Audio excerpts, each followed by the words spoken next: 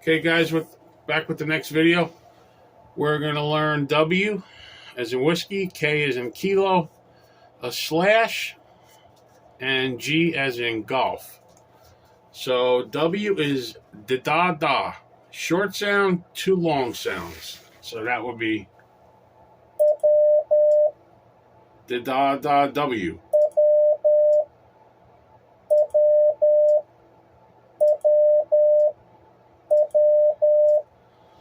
Now K, long, short, long. Da-da-da.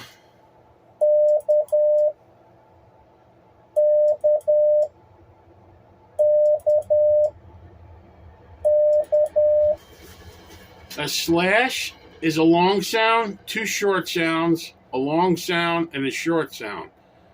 Da-da-da-da-dit, da-da-da-da-dit.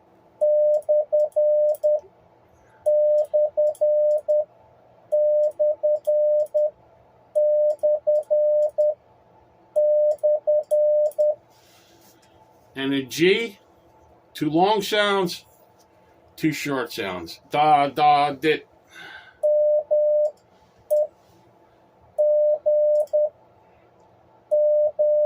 Get used to watching me make mistakes. You're going to be doing them too, like I said before.